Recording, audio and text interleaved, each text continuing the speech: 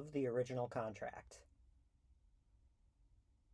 As no party in the present age can well support itself without a philosophical or speculative system of principles annexed to its political or practical one, we accordingly find that each of the factions into which this nation is divided has reared up a fabric of the former kind in order to protect and cover that scheme of actions which it pursues. The people being commonly very rude builders, especially in the speculative way, and more especially still when actuated by party zeal, it is natural to imagine that their workmanship must be a little unshapely, and discover evident marks of that violence and hurry in which it was raised. The one party, by tracing up government to the deity, endeavor to render it so sacred and inviolate that it must be little less than sacrilege, however tyrannical it may become, to touch or invade it in the smallest article.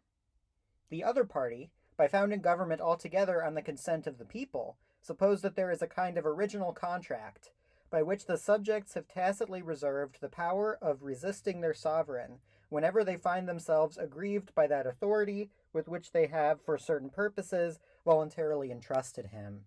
These are the speculative principles of the two parties, and these too are the practical consequences deduced from them. I shall venture to affirm that both these systems of speculative principles are just, though not in the sense intended by the parties, and that both the schemes of practical consequences are prudent, though not in the extremes to which each party, in opposition to the other, has commonly endeavored to carry them.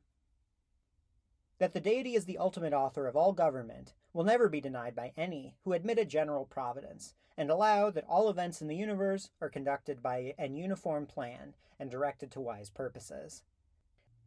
As it is impossible for the human race to subsist, at least in any comfortable or secure state, without the protection of government, this institution must certainly have been intended by that beneficent being who means the good of all his creatures. And as it has universally, in fact, taken place in all countries and all ages, we may conclude with still greater certainty that it was intended by that omniscient being who could never be deceived by any event or operation.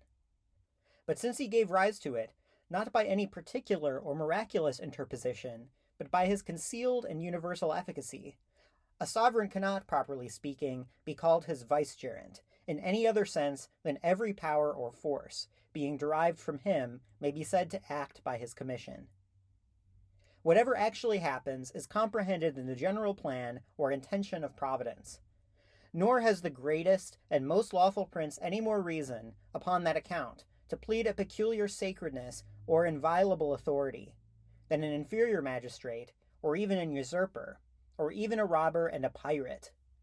The same divine superintendent, who, for wise purposes, invested a Titus or a Trajan with authority, did also, for purposes no doubt equally wise, though unknown, bestow power on a Borgia or an Angria. The same causes, which gave rise to the sovereign power in every state, established likewise every petty jurisdiction in it, and every limited authority. A constable, therefore, no less than a king, acts by a divine commission, and possesses an indefeasible right. When we consider how nearly equal all men are in their bodily force, and even in their mental powers and faculties, till cultivated by education, we must necessarily allow that nothing but their own consent could, at first, associate them together, and subject them to any authority. The people, if we trace government to its first origin in the woods and deserts, are the source of all power and jurisdiction, and voluntarily, for the sake of peace and order, abandoned their native liberty and received laws from their equal and companion. The conditions upon which they were willing to submit were either expressed or were so clear and obvious that it might well be esteemed superfluous to express them. If this, then, be meant by the original contract, it cannot be denied that all government is, at first, founded on a contract, and that the most ancient rude combinations of mankind were formed chiefly by that principle. In vain are we asked in what records this charter of our liberties is registered. It was not written on parchment, nor yet on leaves or barks of trees. It preceded the use of writing and all the other civilized arts of life. But we trace it plainly in the nature of man, and in the equality, or something approaching equality, which we find in all the individuals of that species. The force which now prevails, and which is founded on fleets and armies, is plainly political, and derived from authority, the effect of established government. A man's natural force consists only in the vigor of his limbs, and the firmness of his courage, which could never subject multitudes to the command of one. Nothing but their own consent, and their sense of the advantages resulting from peace and order, could have had that influence. Yet even this consent was long very imperfect, and could not be the basis of a regular administration. The chieftain, who had probably acquired his influence during the continuance of war, ruled more by persuasion than command. Until he could employ force to reduce the refractory and disobedient, the society could scarcely be said to have attained a state of civil government. No compact or agreement, it is evident, was expressly formed for general submission, an idea far beyond the comprehension of savages. Each exertion of authority in the chieftain must have been particular, and called forth by the present exigencies of the case. The sensible utility, resulting from his interposition, made these exertions become daily more frequent, and their frequency gradually produced an habitual, and, if you please to call it so, a voluntary, and therefore precarious, acquiescence in the people. But philosophers who have embraced a party, if that be not a contradiction in terms, are not contented with these concessions. They assert not only that government in its earliest infancy arose from consent, or rather the voluntary acquiescence of the people, but also that even at present, when it has attained its full maturity, it rests on no other foundation.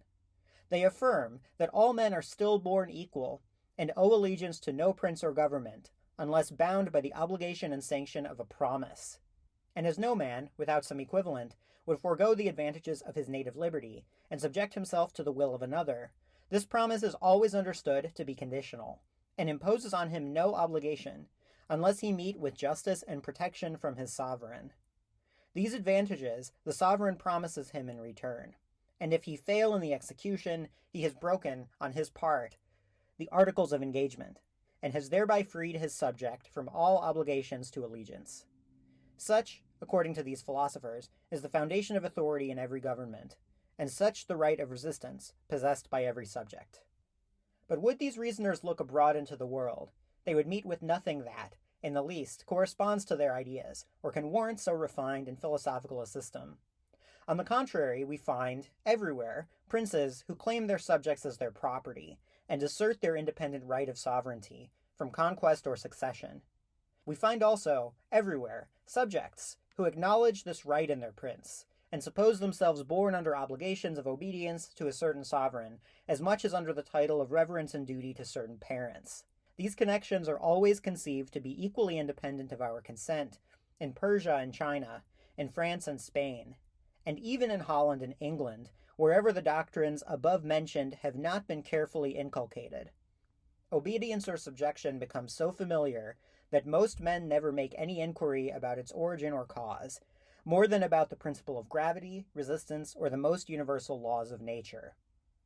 Or if curiosity ever move them, as soon as they learn that they themselves and their ancestors have, for several ages, or from time immemorial, been subject to such a form of government or such a family, they immediately acquiesce and acknowledge their obligation to allegiance.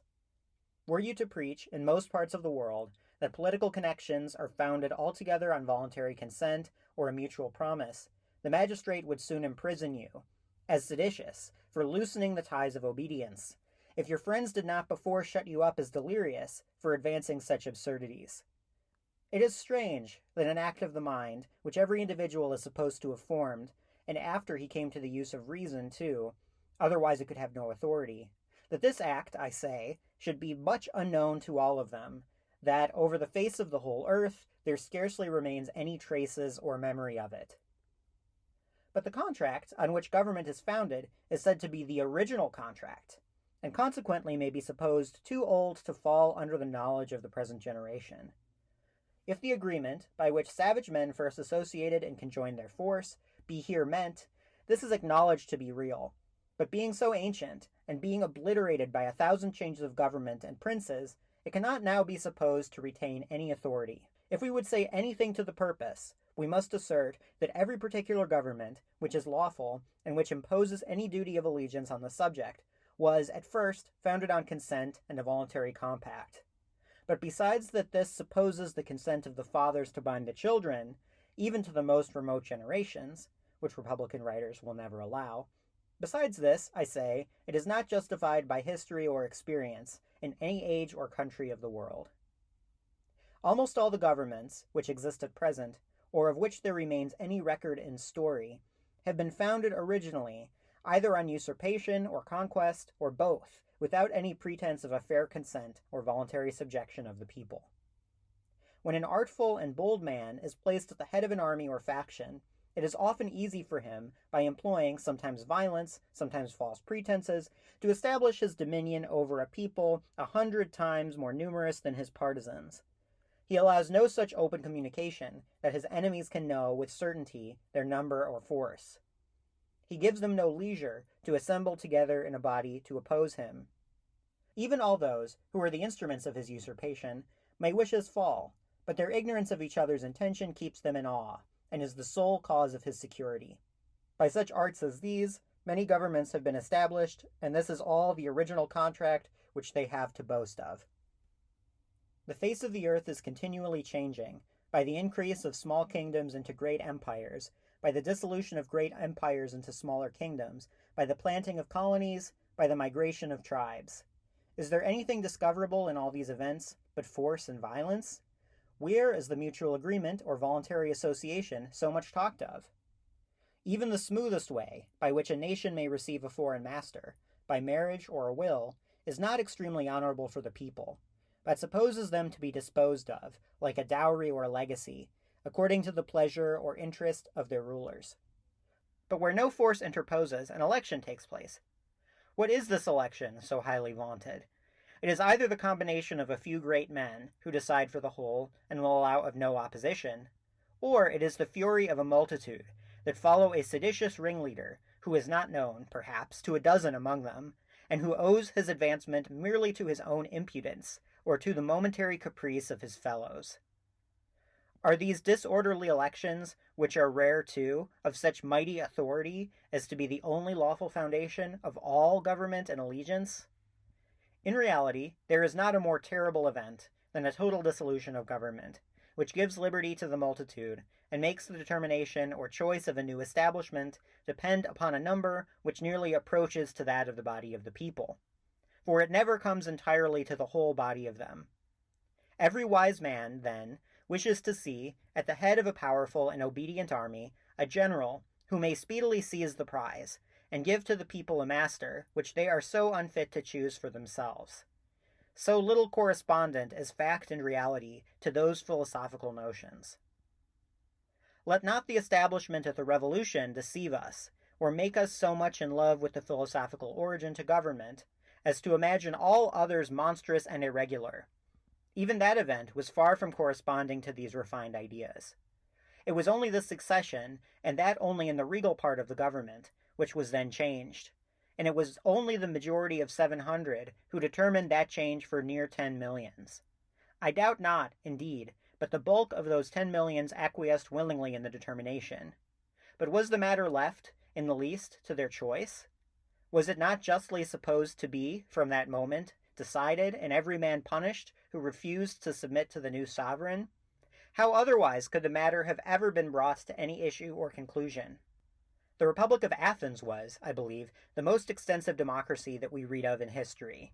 Yet if we make the requisite allowances for the women, the slaves, and the strangers, we shall find that that establishment was not, at first, made, nor any law ever voted, by a 10th part of those who were bound to pay obedience to it. Not to mention the islands and foreign dominions, which the Athenians claimed as theirs by right of conquest. And as it is well known that popular assemblies in that city were always full of license and disorder, notwithstanding the institutions and laws by which they were checked, how much more disorderly must they prove where they form not the established constitution, but meet tumultuously on the dissolution of the ancient government, in order to give rise to a new one? How chimerical must it be to talk of a choice in such circumstances? The Achaeans, enjoyed the freest and most perfect democracy of all antiquity, yet they employed force to oblige some cities to enter into their league, as we learn from Polybius. Harry IV and Harry VII of England had really no title to the throne but a parliamentary election, yet they never would acknowledge it, lest they should thereby weaken their authority. Strange, if the only real foundation of all authority be consent and promise. It is in vain to say that all governments are or should be, at first, founded on popular consent, as much as the necessity of human affairs will admit. This favors entirely my pretension. I maintain that human affairs will never admit of this consent, seldom of the appearance of it, but that conquest or usurpation, that is, in plain terms, force, by dissolving the ancient governments, is the origin of almost all the new ones, which were ever established in the world, and that in the few cases where consent may seem to have taken place, it was commonly so irregular, so confined, or so much intermixed, either with fraud or violence, that it cannot have any great authority. My intention here is not to exclude the consent of the people from being one just foundation of government where it has place. It is surely the best and most sacred of any. I only pretend that it has very seldom had place in any degree, and never almost in its full extent, and that therefore some other foundation of government must also be admitted. Were all men possessed of so inflexible a regard to justice, that, of themselves, they would totally abstain from the properties of others, they had forever remained in a state of absolute liberty, without subjection to any magistrate or political society. But this is a state of perfection, of which human nature is justly deemed incapable. Again, were all men possessed of so perfect an understanding, as always to know their own interests, no form of government had ever been submitted to, but what was established on consent, and was fully canvassed by every member of the society. But this state of perfection is likewise much superior to human nature.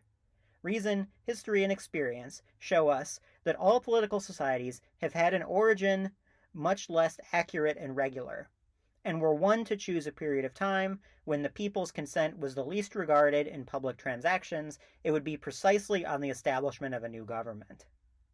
In a settled constitution, their inclinations are often consulted, but during the fury of revolutions, conquests, and public convulsions, military force or political craft usually decides the controversy. When a new government is established, by whatever means, the people are commonly dissatisfied with it, and pay obedience more from fear and necessity than from any idea of allegiance or of moral obligation. The prince is watchful and jealous, and must carefully guard against every beginning or appearance of insurrection. Time, by degrees, removes all these difficulties, and accustoms the nation to regard, as their lawful or native princes, that family, which at first they considered as usurpers or foreign conquerors. In order to found this opinion, they have no recourse to any notion of voluntary consent or promise, which, they know, never was, in this case, either expected or demanded. The original establishment was formed by violence, and submitted to from necessity. The subsequent administration is also supported by power, and acquiesced in by the people, not as a matter of choice, but of obligation. They imagine not that their consent gives their prince a title, but they willingly consent, because they think that from long possession he has acquired a title, independent of their choice or inclination. Should it be said that, by living under the dominion of a prince, which one might leave, every individual has given a tacit consent to his authority, and promised him obedience, it may be answered that such an implied consent can only have place where a man imagines that the matter depends on his choice. But where he thinks, as all mankind do who are born under established governments, that by birth he owes allegiance to a certain prince or certain form of government, it would be absurd to infer a consent or choice, which he expressly, in this case, renounces and disclaims. Can we seriously say that a poor peasant or artisan has a free choice to leave his country when he knows no foreign language or manners and lives from day to day by the small wages which he acquires? We may as well assert that a man, by remaining in a vessel, freely consents to the dominion of the master, though he was carried on board while asleep, and must leap into the ocean, and perish the moment he leaves her. What if the prince forbid his subjects to quit his dominions, as in Tiberius's time it was regarded as a crime in a Roman knight that he had attempted to fly to the Parthians, in order to escape the tyranny of that emperor, or as the ancient Muscovites prohibited all traveling under pain of death? And did a prince observe that many of his subjects were seized with the frenzy of migrating to foreign countries, he would doubtless, with great reason and justice, restrain them, in order to prevent the depopulation of his own kingdom. Would he forfeit the allegiance of all his subjects by so wise and reasonable a law? Yet the freedom of their choice is surely, in that case, ravished from them. A company of men who should leave their native country in order to people some uninhabited region might dream of recovering their native freedom, but they would soon find that their prince still laid claim to them and called them his subjects, even in their new settlement, and in this he would but act conformably to the common ideas of mankind. The truest tacit consent of this kind that is ever observed is when a foreigner settles in any country, and is beforehand acquainted with the prince and government and laws to which he must submit. Yet is his allegiance, though more voluntary, much less expected or depended on than that of a natural-born subject. On the contrary, his native prince still asserts a claim to him, and if he punish not the renegade, when he seizes him in war with his new prince's commission, this clemency is not founded on the municipal law, which in all countries condemns the prisoner, but on the consent of princes, who have agreed to this indulgence in order to prevent reprisals. Did one generation of men go off the stage at once, and another succeed, as is the case with silkworms and butterflies, the new race, if they had sense enough to choose their government, which surely is never the case with men, might voluntarily, and by general consent, establish their own form of civil polity, without any regard to the laws or precedents which prevailed among their ancestors. But as human society is in perpetual flux, one man every hour going out of the world, another coming into it, it is necessary, in order to preserve stability in government, that the new brood should conform themselves to the established constitution, and nearly follow the path which their fathers, treading in the footsteps of theirs, had marked out to them. Some innovations must necessarily have place in every human institution, and it is happy where the enlightened genius of the age gives these a direction to the side of reason, liberty, and justice. But violent innovations no individual is entitled to make. They are even dangerous to be attempted by the legislature. More ill than good is ever to be expected from them. And if history affords examples to the contrary, they are not to be drawn into precedent, and are only to be regarded as proofs that the science of politics affords few rules which will not admit of some exception, and which may not sometimes be controlled by fortune and accident. The violent innovations in the reign of Henry VIII proceeded from an imperious monarch, seconded by the appearance of legislative authority. Those in the reign of Charles I were derived from faction and fanaticism, and both of them have proved happy in the issue.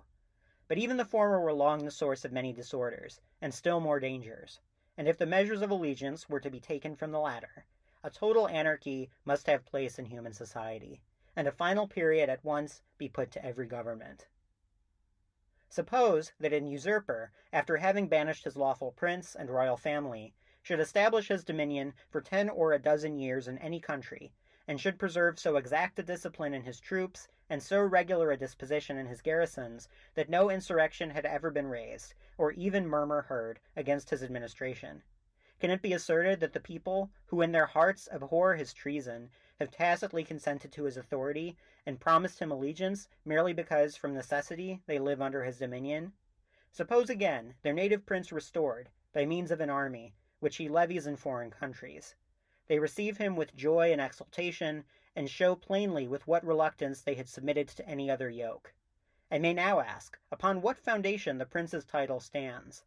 Not on popular consent, surely, for though the people willingly acquiesce in his authority, they never imagine that their consent made him sovereign. They consent because they apprehend him to be already, by birth, their lawful sovereign. And as to that tacit consent, which may now be inferred from their living under his dominion, this is no more than what they formerly gave to the tyrant and usurper.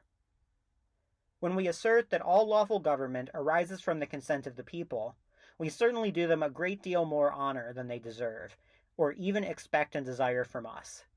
After the Roman dominions became too unwieldy for the Republic to govern them, the people over the whole known world were extremely grateful to Augustus for that authority which, by violence, he had established over them, and they showed an equal disposition to submit to the successor, whom he left them, by his last will and testament. It was afterwards their misfortune that there never was, in one family, any long, regular succession, but that their line of princes was continually broken, either by private assassinations or public rebellions. The Praetorian bands, on the failure of every family, set up one emperor. The legions in the east a second, those in Germany perhaps a third. And the sword alone could decide the controversy.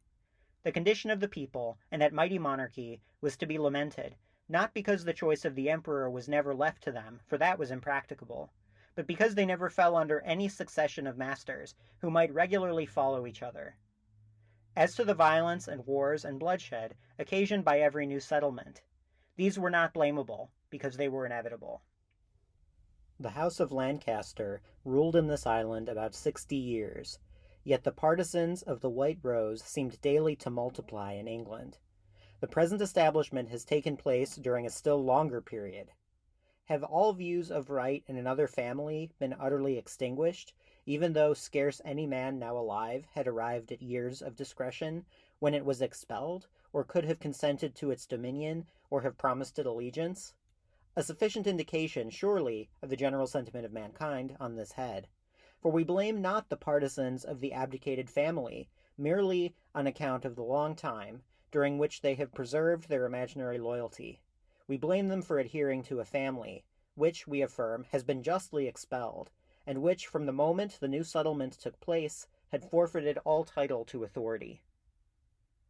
But would we have a more regular, at least a more philosophical, refutation of this principle of an original contract, or popular consent, perhaps the following observations may suffice.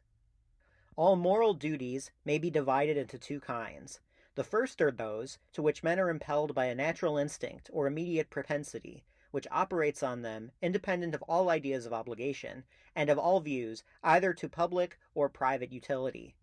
Of this nature are love of children, gratitude to benefactors, pity to the unfortunate. When we reflect on the advantage which results to society from such humane instincts, we pay them the just tribute of moral approbation and esteem. But the person actuated by them feels their power and influence, antecedents to any such reflection.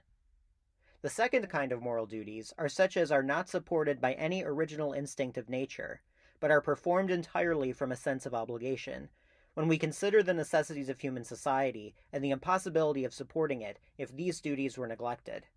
It is thus justice, or a regard to the property of others, fidelity, or the observance of promises, become obligatory, and acquire an authority over mankind. For as it is evident that every man loves himself better than any other person, he is naturally impelled to extend his acquisitions as much as possible, and nothing can restrain him in this propensity but reflection and experience, by which he learns the pernicious effects of that license and the total dissolution of society which must ensue from it. His original inclination, therefore, or instinct, is here checked and restrained by a subsequent judgment or observation. The case is precisely the same with the political or civil duty of allegiance, as with the natural duties of justice and fidelity. Our primary instincts lead us either to indulge ourselves in unlimited freedom, or to seek dominion over others. And it is reflection only which engages us to sacrifice such strong passions to the interests of peace and public order. A small degree of experience and observation suffices to teach us that society cannot possibly be maintained without the authority of magistrates, and that this authority must soon fall into contempt, where exact obedience is not paid to it. The observation of these general and obvious interests is the source of all allegiance, and of that moral obligation which we attribute to it.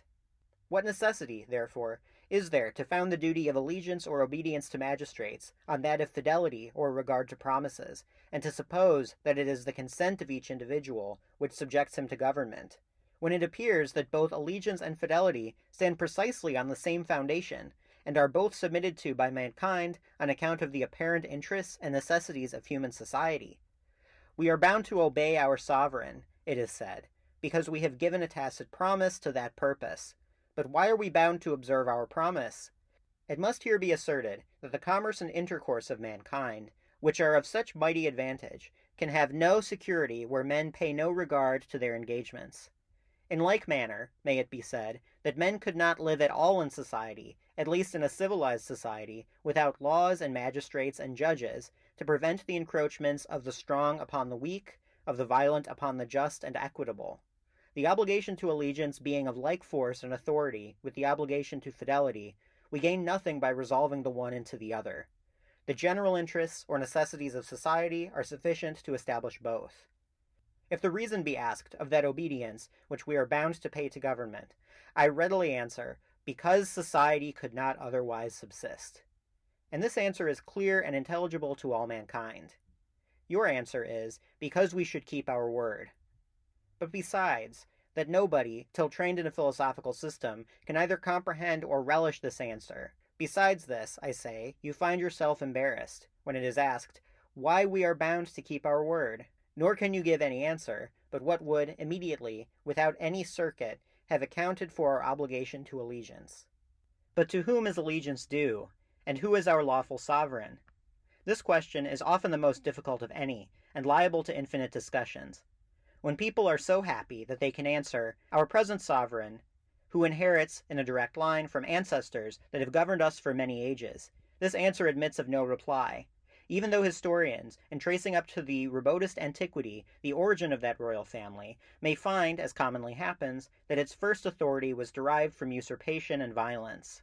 It is confessed that private justice, or the abstinence from the properties of others, is a most cardinal virtue. Yet reason tells us that there is no property in durable objects, such as lands or houses, when carefully examined and passing from hand to hand, but must in some period have been founded on fraud and injustice.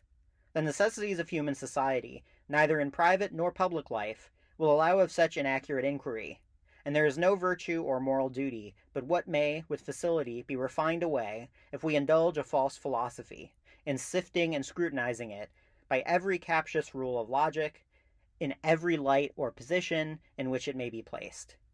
The questions with regard to private property have filled infinite volumes of law and philosophy, if in both we add the commentators to the original text, and in the end we may safely pronounce that many of the rules there established are uncertain, ambiguous, and arbitrary.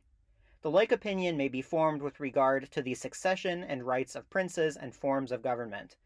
Several cases, no doubt, occur, especially in the infancy of any constitution, which admit of no determination from the laws of justice and equity, and our historian Rapin pretends that the controversy between Edward III and Philip de Valois was of this nature, and could be decided only by an appeal to heaven, that is, by war and violence. Who shall tell me whether Germanicus or Doisus ought to have succeeded to Tiberius, had he died, while they were both alive, without naming any of them for his successor? Ought the right of adoption to be received as equivalent to that of blood, in a nation where it had the same effect in private families, and had already, in 2 instances, taken place in the public? Ought Germanicus to be esteemed the elder son, because he was born before Doisus, or the younger, because he was adopted after the birth of his brother? Ought the right of the elder to be regarded in a nation where he had no advantage in the succession of private families? Ought the Roman Empire at that time to be deemed hereditary because of 2 examples, or ought it, even so early, to be regarded as belonging to the stronger, or to the present possessor, as being founded on so recent a usurpation? Commodus mounted the throne after a pretty long succession of excellent emperors, who had acquired their title not by birth or public election, but by the fictitious right of adoption. That bloody debauchee being murdered by a conspiracy suddenly formed between his wench and her gallant, who happened at that time to be Praetorian prefect. These immediately deliberated about choosing a master to humankind, to speak in the style of those ages. And they cast their eyes on Pertinax. Before the tyrant's death was known, the prefect went secretly to that senator, who, on the appearance of the soldiers, imagined that his execution had been ordered by Commodus. He was immediately saluted emperor by the officer and his attendants, cheerfully proclaimed by the populace, unwillingly submitted to by the guards, formally recognized by the Senate, and passively received by the provinces and armies of the empire. The discontent of the Praetorian bands broke out in a sudden sedition, which occasioned the murder of that excellent prince, and the world being now without a master, and without government, the guards thought proper to set the empire formally to sale. Julian, the purchaser, was proclaimed by the soldiers, recognized by the Senate, and submitted to by the people, and must also have been submitted to by the provinces, had not the envy of the legions begotten opposition and resistance. Pescennius Niger in Syria elected himself emperor, gained the tumultuary consent of his army, and was attended with the secret goodwill of the Senate and people of Rome. Albinus in Britain found an equal right to set up his claim, but Severus, who governed Pannonia, prevailed in the end above both of them. That able politician and warrior, finding his own birth and dignity too much inferior to the imperial crown, professed, at first, an intention only of revenging the death of Pertinax. He marched as general into Italy, defeated Julian, and without our being able to fix any precise commencement even of the soldiers' consent, he was from necessity acknowledged emperor by the Senate and people, and fully established in his violent authority by subduing Niger and Albinus. Inter haec Gordianus Caesar, says Capitolinus, speaking of another period, sublatus a militibus, imperator est epilatus, quia non erat alius in praesenti.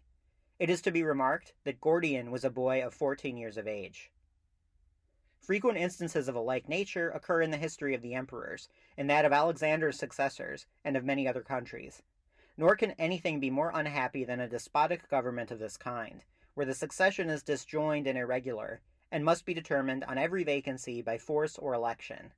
In a free government, the matter is often unavoidable, and is also much less dangerous. The interests of liberty may there frequently lead the people, in their own defense, to alter the succession of the crown, and the constitution, being compounded of parts, may still maintain a sufficient stability by resting on the aristocratical or democratical members, though the monarchical be altered from time to time in order to accommodate it to the former. In an absolute government, when there is no legal prince who has a title to the throne, it may safely be determined to belong to the first occupant. Instances of this kind are but too frequent, especially in the Eastern monarchies. When any race of princes expires, the will or destination of the last sovereign will be regarded as a title. Thus the edict of Louis XIV, who called the bastard princes to the succession in case of the failure of all the legitimate princes, would, in such an event, have some authority. Thus the will of Charles II disposed of the whole Spanish monarchy. The cession of the ancient proprietor, especially when joined to conquest, is likewise deemed a good title. The general obligation, which binds us to government, is the interest and necessities of society, and this obligation is very strong. The determination of it to this or that particular prince or form of government is frequently more uncertain and dubious.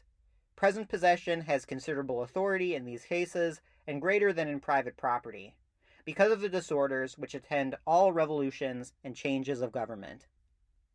We should only observe, before we conclude, that though an appeal to general opinion may justly, in the speculative sciences of metaphysics, natural philosophy, or astronomy, be deemed unfair and inconclusive, yet in all questions with regard to morals, as well as criticism, there is really no other standard by which any controversy can ever be decided.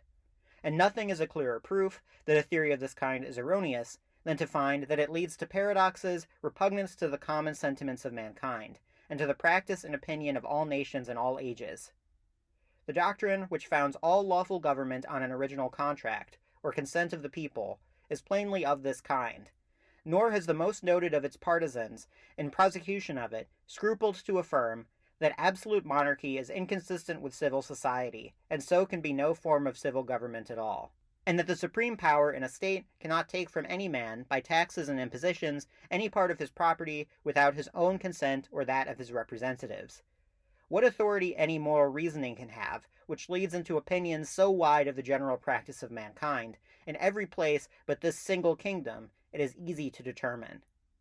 The only passage I meet with in antiquity where the obligation of obedience to government is ascribed to a promise is in Plato's Crito, where Socrates refuses to escape from prison because he had tacitly promised to obey the laws. Thus he builds a Tory consequence of passive obedience on a Whig foundation of the original contract. New discoveries are not to be expected in these matters. If scarce any man, till very lately, ever imagined that government was founded on compact, it is certain that it cannot, in general, have any such foundation. The crime of rebellion among the ancients was commonly expressed by the terms neoterizane, novas res moliri.